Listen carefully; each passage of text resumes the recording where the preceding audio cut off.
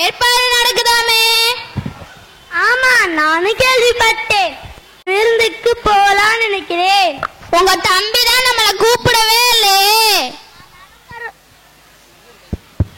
ஆனாலும் பரவாயில்ல, என் தம்பி வீட்டுக்கு தானே போக போறோம்.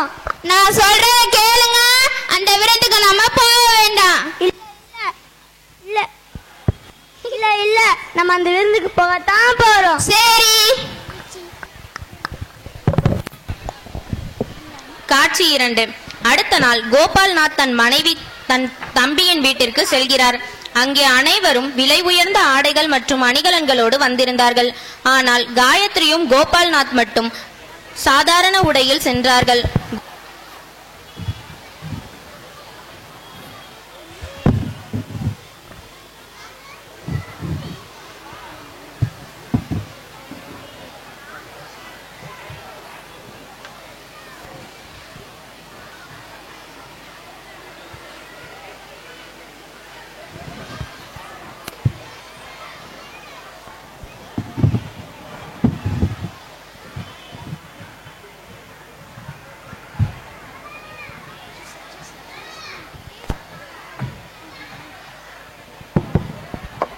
நீங்க எதுக்கு வந்தீங்க?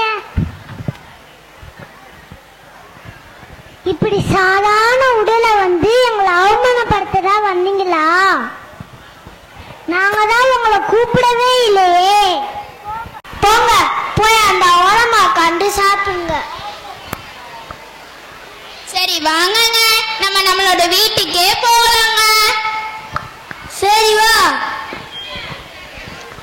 சில மாதங்களில் கோபால்நாத் கடுமையாக உழைத்து தொழில் முன்னேற்றத்தால் பெரிய பணக்காரனாகி விடுகிறான்.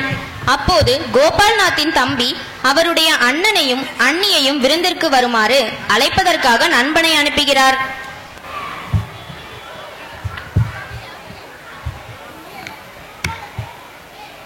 அண்ணே, யாரு?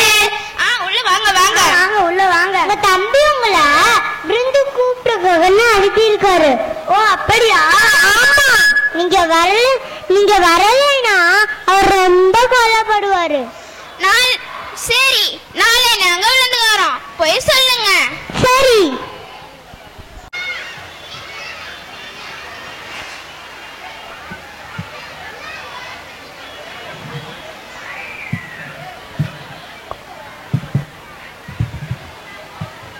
உங்க அண்ணனும் அண்ணியும் விந்துக்கணும்.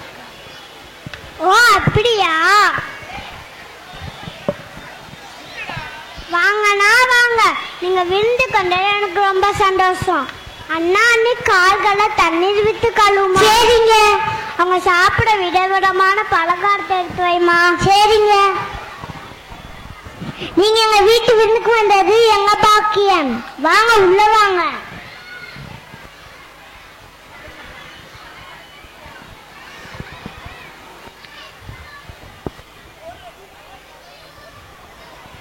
நல்லா சாப்பிடுங்க அண்ணி. சரி தம்பி, எனக்கு ஒரு காலி தட்டு வேண்டும். இதோ எடுத்துட்டு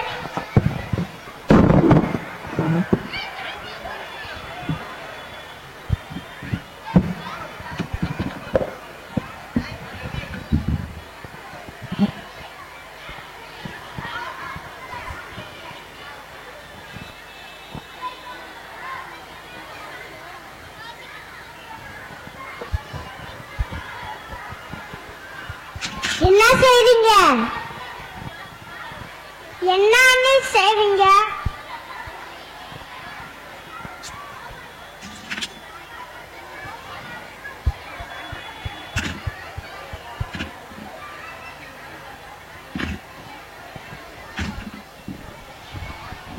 இந்த 6 அணைகளுக்கு முதல்ல சாப்பாடு போடுங்க.